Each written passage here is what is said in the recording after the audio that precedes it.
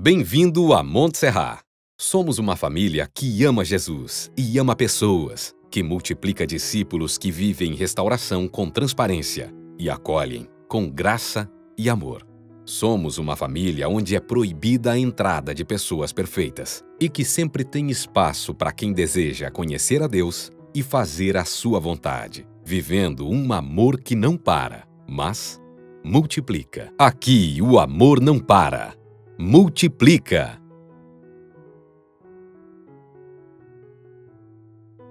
Olá, Igreja Montserrat.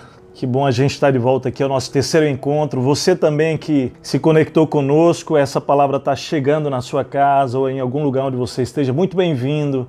Para nós é especial de novo, no meio desse período de quarentena que estamos, poder repartir a palavra, pensar sobre temas tão importantes para que nós possamos conseguir lidar da melhor maneira possível com esse novo tempo.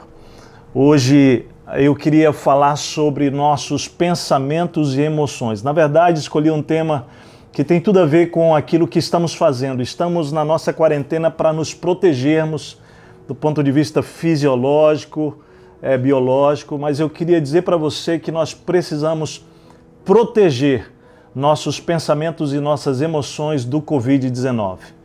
Na verdade, até penso, e tenho pensado muito sobre isso, o impacto emocional de todo esse momento que estamos vivendo e como é que nós vamos lidar com tudo isso. A medicina já reconhece a importância da fé para a cura do ser humano, cura emocional e até mesmo física. Esse pensamento, que inclusive a própria medicina tem refletido sobre ele, é fundamental para aquilo que a gente vai falar hoje. Porque nós estamos vivendo um tempo que certamente precisa desconstruir em nós uma expectativa, como por exemplo de que nós vamos voltar a ser o que éramos antigamente. O governador de Nova York deu uma palavra muito interessante, eu queria ler, ele disse assim: eu não acho que vamos voltar ao normal, acho que voltaremos ou chegaremos a um novo normal.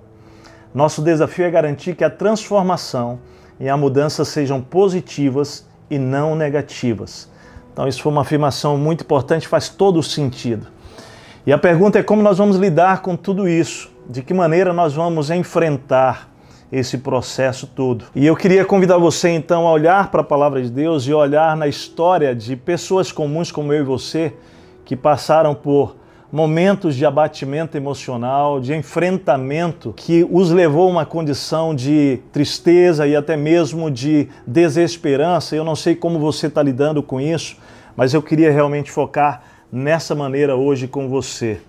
Na verdade, a fé cura porque ela toca a mente. E a mente são nossas crenças e convicções que, uma vez que elas são profundas e reais, elas vão afetar as nossas emoções. Uma vez que tocam as nossas emoções, elas vão trazer também uma ação sobre nossa maneira de lidar com a vida, ou seja, vai atingir nossas atitudes, e isso vai se tornar um hábito, isso vai se tornar um caráter. Paulo, escrevendo isso aos Filipenses, no capítulo 4, versículo 8 e 9, especialmente o 9, ele fala claramente sobre isso, que tudo que é puro, tudo que é verdadeiro, tudo que é nobre, tudo que é digno de ser aplaudido, se há alguma virtude, algum louvor.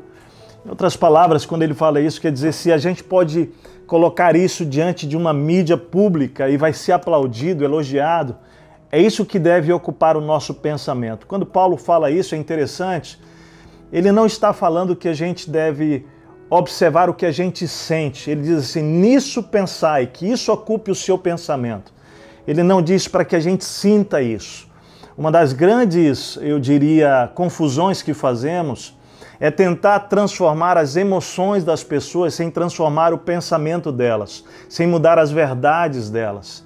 E eu queria exatamente te ajudar hoje, diante de tantas coisas que você tem ouvido, levar a considerar a possibilidade de que, ainda que nós estamos protegidos fisicamente do Covid-19, do coronavírus, pela nossa quarentena, muitos de nós podemos estar sendo afetados mesmo à distância, afetados não fisicamente, mas emocionalmente.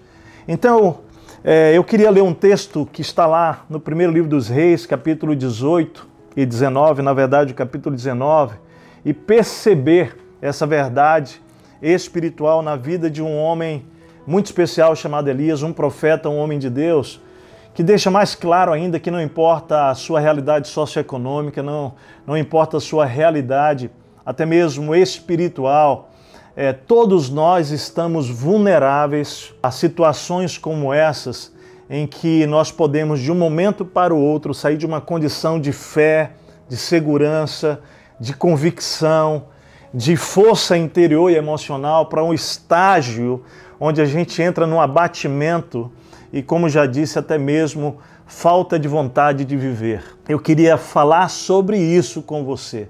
Como proteger o seu pensamento, então, e as suas emoções do Covid-19. Eu vou ler alguns versículos olhando para essa história e quero te convidar a tirar algumas lições daqui. Para entender primeiro o contexto, o capítulo 18 do primeiro livro dos Reis mostra Elias tendo uma grande vitória.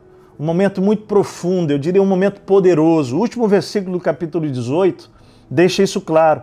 O poder do Senhor veio sobre Elias e ele, prendendo a capa com o cinto, correu à frente de Acabe por todo o caminho até Jezreel. Aquela batalha havia sido uma grande vitória para Elias. Ele, como um profeta de Deus, batalhando contra os falsos profetas, ou os profetas de um falso Deus, que era o Deus Baal.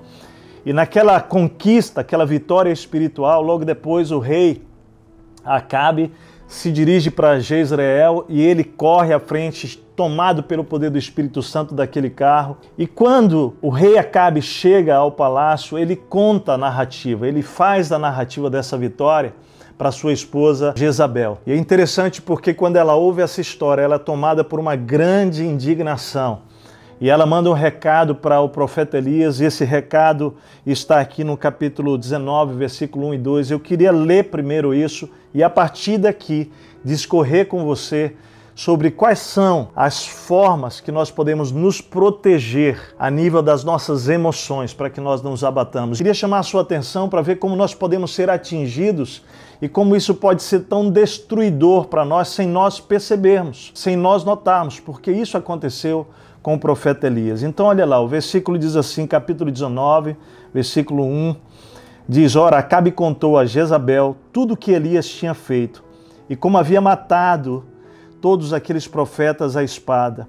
Por isso Jezabel mandou um mensageiro a Elias para dizer-lhe que os deuses me castiguem com todo rigor se amanhã, nesta hora, eu não fizer com a sua vida o que você fez com eles. Então nós estamos diante de uma situação, eu queria bater a fotografia dessa situação. Elias, após uma grande vitória, ele é ameaçado, ele é realmente confrontado com uma ameaça de morte através da rainha Jezabel. E queridos, aqui tudo começa, aqui a gente vai começar a perceber como essa ameaça gera uma série de emoções na vida de Elias que nos mostra esse processo muito claro que Paulo escreve aos Filipenses acerca da importância de cuidar com o que nós pensamos. Eu penso que diante do Covid-19, do coronavírus, todos nós ou já nos sentimos ameaçados, ou estamos nos sentindo, ou vamos nos sentir ameaçados de alguma maneira. E certamente isso vai tomar nossas emoções, se já não tomaram, correndo o risco de nos levar para uma condição muito séria emocionalmente, de risco inclusive. E eu queria olhar para esse texto e tirar realmente princípios importantes. O primeiro deles, que os nossos maus pensamentos nos levam a sentir coisas que não deveríamos sentir. Interessante, seguindo o texto, diz assim, que o versículo 3, Elias teve medo e fugiu para salvar a sua vida. Em Berseba de Judá ele deixou o seu servo, entrou no deserto, caminhando um dia inteiro, chegou a um pé de giesta ou de zimbro, depende da tradução, sentou-se debaixo dele e orou pedindo a morte. Ele disse: já tive o bastante, Senhor, tira a minha vida, não sou melhor do que os meus antepassados. Depois se deitou debaixo do zimbro daquela árvore e dormiu. Quais os pensamentos que tomaram Elias? Primeiro, é importante entender que a Bíblia não diz qual foi o pensamento, porém é fácil a gente identificar, porque ele teve medo, ele foi tomado por uma emoção. E não só teve medo, ele foi tomado de um desespero que ele deixou o seu servo e ele entrou o caminho adentro do deserto sozinho, solitário. Mais do que isso, o texto diz que ele começou a fazer declarações de pedido de morte. Há aqui um sentimento de desesperança. Ele não queria morrer. Isso é muito claro no texto, porque quando ele fugiu de Jezabel, ele fugiu porque ele não queria morrer, mas depois ele está debaixo de uma árvore pedindo a morte. Quais foram os pensamentos que invadiram a mente dele? A situação foi a ameaça, mas o pensamento foi: ela vai conseguir me matar.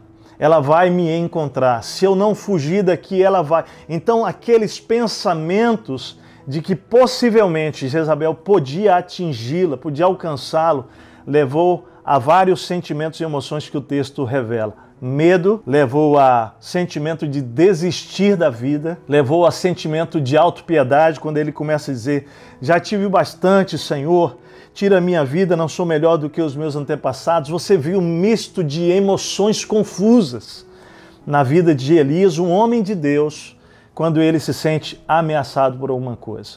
Eu não sei você, mas é possível que nesse momento, querido, se você tem deixado sua mente ser tomada por uma série de informações, e até informações legítimas, reais, mas que nós vamos sendo envolvidos por elas, não é?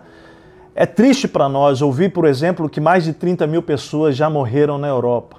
É muito doído para nós pensar que os Estados Unidos já morreu mais pessoas do que lidou com o 11 de setembro, uma grande tragédia. O próprio Brasil pensar que quarta-feira, não é, nós tínhamos 201 óbitos, certamente hoje nós já temos um número maior do que isso, e todas essas coisas levam a gente a pensar muitas coisas, e uma delas é: isso vai nos alcançar, isso vai causar danos.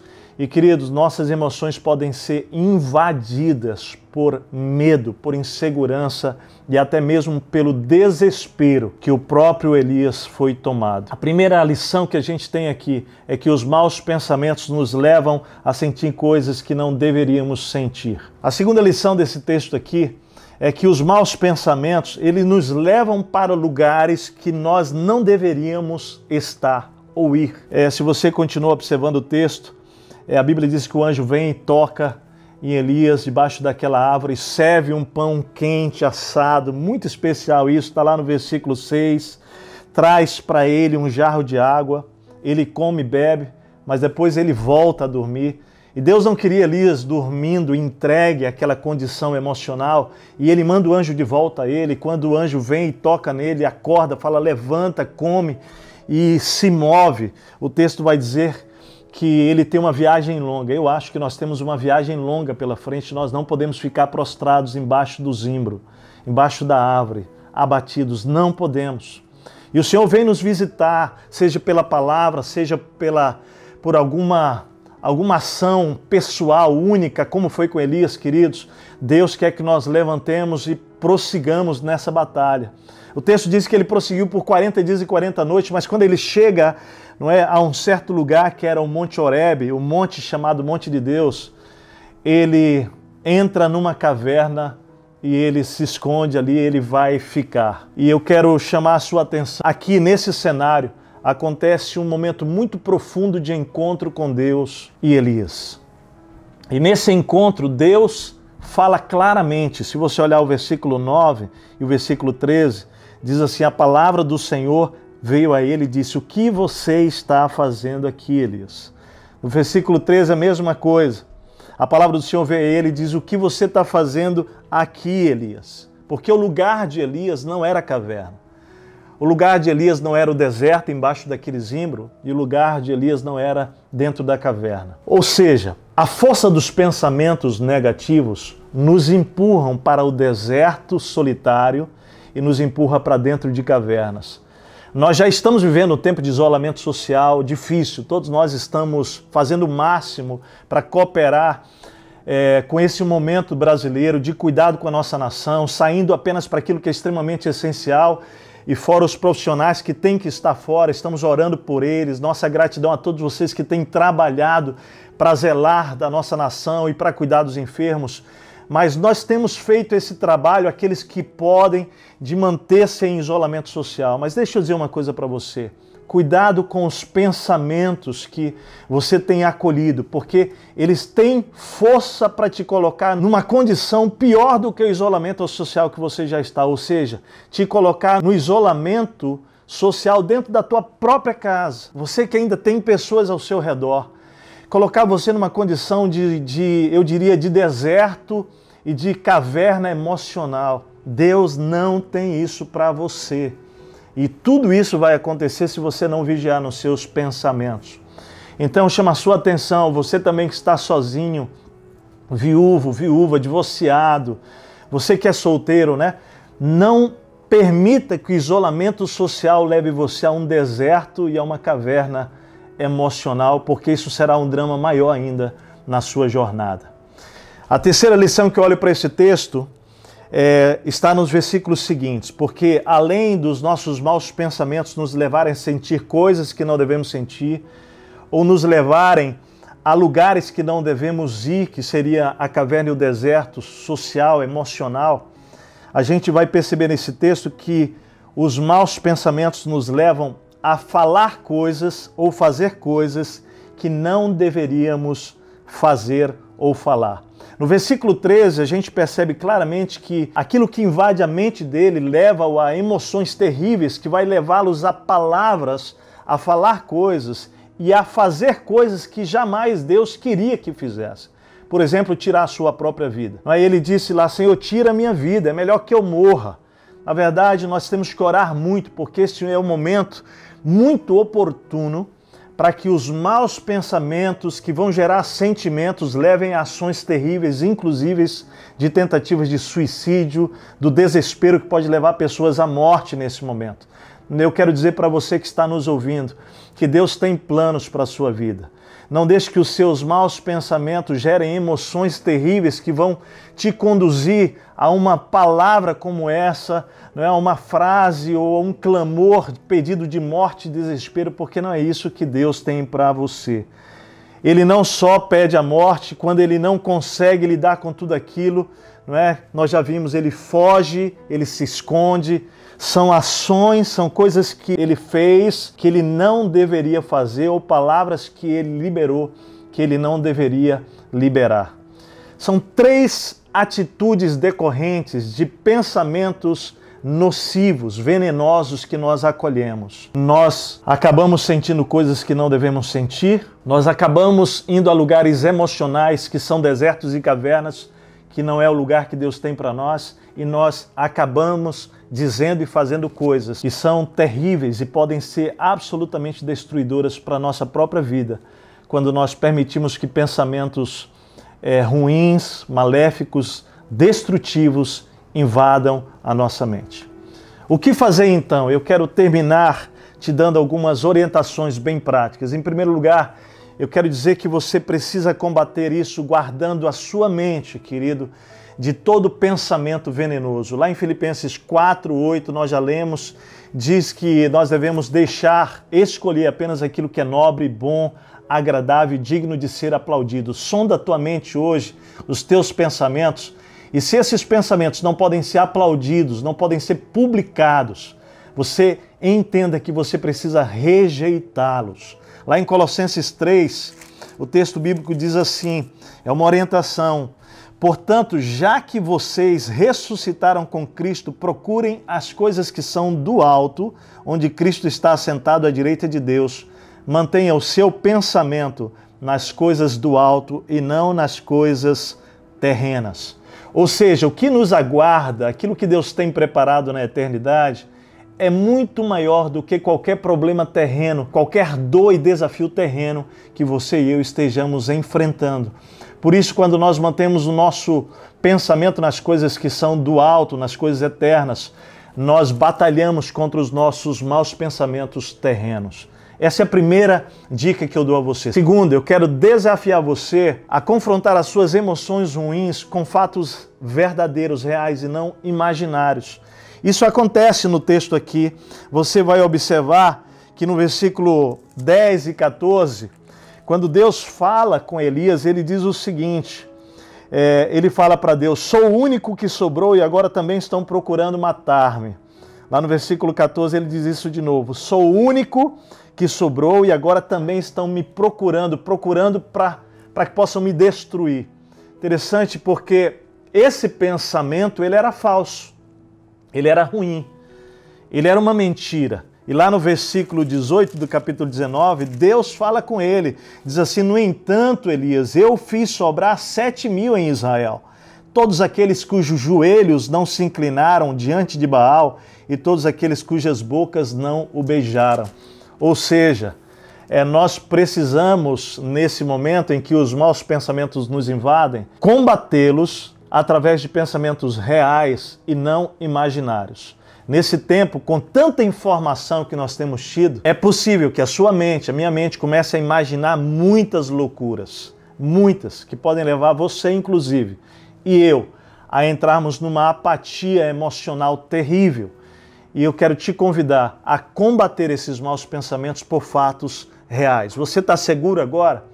Você está protegido? Quanta coisa Deus está mostrando que você está sob os cuidados dele. É certo que todos nós estamos sob risco, mas não deixe que mentiras, que pensamentos imaginários, péssimos, ruins, possam te levar a essa condição falível emocional. Terceiro princípio aqui de orientação para você no momento de crise como essa que estamos, para que a sua mente não seja abatida, não é, por pensamentos terríveis e que afete as tuas emoções. Corra para Deus e para pessoas e compartilhe, deixe essas emoções saírem, fala, não fique em silêncio, vá ao encontro de Deus e vá ao encontro de pessoas. Eu quero dizer para você que nós temos que usar mesmo os meios que estão disponíveis, a comunicação, entrar na internet, acessar pessoas, conversar, fazer telefonemas, mas eu quero dizer uma coisa para você: tudo isso é muito importante nesse tempo, mas eu quero destacar que o que vai tirar você desta condição emocional é um encontro poderoso seu com Deus. E isso acontece no texto, porque quando Elias está dentro da caverna, Deus vem e fala: o que você está fazendo aí, por 2 vezes, e depois diz assim: saia daí e fique na montanha, na presença do Senhor, pois o Senhor vai passar. Deus chama Elias para sair da caverna e se colocar diante dele, porque Deus iria passar ali. E a única maneira de Elias ouvir a voz correta e certa era ele ir na direção de Deus, era ele sair ao encontro de Deus. Sabe como nós saímos dessa armadilha emocional? Quando nós saímos de dentro do deserto, quando nós saímos da caverna e nós vamos na direção de Deus e esperamos que ele vai passar. E ao passar, ele vai falar conosco. O texto diz que Deus falou com ele. Ele pensou que seria no terremoto, ele pensou que seria através de um vento fortíssimo, através do fogo, mas Deus vem numa brisa suave e Deus fala com ele. E quando Deus fala com ele, aí vem a 4ª lição que eu quero dar para você. Deus fala assim: volte pelo caminho por onde você veio e vá para o deserto de Damasco. Chegando lá, unja Hazael como rei da Síria. Eu quero dizer para você, nós precisamos entender que nós não precisamos entrar no nosso deserto emocional, nem na nossa caverna, nós precisamos sair de lá, porque existe uma missão e uma visão futura de Deus para a sua vida e para a minha vida. No caso de Elias, Deus tinha uma missão para ele precisava sair dali, ele precisava ungir como rei Jeú, ele precisava ungir Eliseu, ele precisava ungir Hazael. Ele tinha uma missão, Deus tinha uma missão para ele. Eu quero dizer para você que hoje eu quero afirmar isso aqui em nome de Jesus. Deus tem planos futuros para a tua vida. Deus tem sonhos para você. Então sai da caverna e ouça a voz de Deus, porque Ele vai trazer projetos e desafios futuros para a tua vida. E assim você vai continuar tendo esperança para seguir e não se abater na sua caverna. Eu quero terminar, queridos, dizendo que pensamentos saudáveis geram emoções saudáveis. Emoções saudáveis geram atitudes saudáveis. Atitudes saudáveis geram hábitos saudáveis e hábitos saudáveis geram um caráter saudável que vai impactar e ajudar as pessoas em momentos de crise. É isso que Deus tem para mim, é isso que Deus tem para você. Que nesse momento de crise, eu e você Não permitamos que a nossa mente seja tomada por maus pensamentos, mas ao contrário, que aguardemos como uma joia preciosa, porque a partir dela, minhas ações, suas ações, nosso caráter vai ajudar o mundo a ser transformado num dos momentos que mais precisa de você e de mim. Que Deus te abençoe. Eu quero fazer uma oração. Se você está vivendo essa grande batalha agora, eu quero orar com você. Se você já faz parte de uma igreja especial da Monte Serra, se você nunca foi a uma igreja, eu quero fazer duas orações. Uma para você que já faz parte de alguma comunidade espiritual, quero abençoar a sua vida, mas também vou orar por você que hoje está conosco aqui, que nunca teve um relacionamento com Deus, que Deus é distante para você. Eu quero começar com essa oração, te convidando a entregar a vida a Jesus e crer que Ele vai visitá-lo e Ele vai transformar você. Tudo que você precisa é orar reconhecendo que você é um pecador e que Deus perdoa os seus pecados, que Jesus morreu na cruz e que Ele pode perdoar você e te dar um sentido de vida. E a partir daí, querido, você vai começar uma jornada com Ele, experimentando o poder dEle diariamente na sua vida. Se você quer entregar a sua vida a Jesus, faz essa oração comigo agora, repete aquilo que eu vou orar, onde você está aí. Diga assim: Senhor Deus, muito obrigado porque o Teu amor é maior do que todos os meus erros. Eu reconheço que sou um pecador, uma pecadora, mas hoje eu me arrependo dos meus pecados e eu te convido para ser o Senhor e o Salvador da minha vida. Venha habitar em mim e começa a mudar a minha história, traz significado, traz propósito para a minha vida. Diga para mim quem eu sou, a minha identidade. Eu quero caminhar agora apenas contigo, Jesus. Muda o destino da minha vida. Eu oro em nome de Jesus. Amém. Deus, eu oro por esta pessoa que fez essa oração e eu oro também, Deus, por cada pessoa que está conectada aqui, que já caminha contigo, que já te conhece. Oro pelas emoções dessas pessoas nessa manhã. Nós não podemos transformar emoções, mas os pensamentos podem ser transformados, ó Deus, pelas verdades da Tua palavra, de tal maneira que as emoções, as atitudes, os hábitos e o caráter pode ser completamente transformado nesta manhã, Senhor. Que as verdades espirituais que foram comunicadas hoje aqui ajude cada uma dessas pessoas, Senhor, a ser levantada. Ó Deus, que elas não se entreguem à apatia emocional. Se há pessoas no deserto, na caverna agora, Senhor, lá isoladas, solitárias, com pensamentos de morte, nós repreendemos todo espírito de morte agora. E nós pedimos, ó Deus, a vida de Cristo, a alegria, Senhor, que Tu tragas de volta a esperança a essas pessoas. Deus, que o Senhor possa visitar cada uma dessas pessoas a partir desta palavra. É a nossa oração em nome de Jesus. Amém. Amém. Se você fez essa oração e quer saber mais sobre Jesus, procura nosso site e você vai encontrar ali um caminho muito especial, pastores, telefones da nossa equipe pastoral que vai acompanhar você nessa jornada. A você também que é membro da nossa igreja, todos vocês, que vocês continuem firmes, perseverando no Senhor. Nós não sabemos quanto tempo isso vai demorar, mas nós sabemos que Deus estará conosco em toda essa jornada. Um grande abraço a você. Daqui a pouco entramos na nossa live. Se você quiser conversar conosco também, será muito bem-vindo. Que Deus fortaleça você e que você guarde sua mente e o seu coração na presença de Deus. Um abraço, estamos juntos. Deus abençoe. Convido você a compartilhar amor, fé e esperança. Deus abençoe.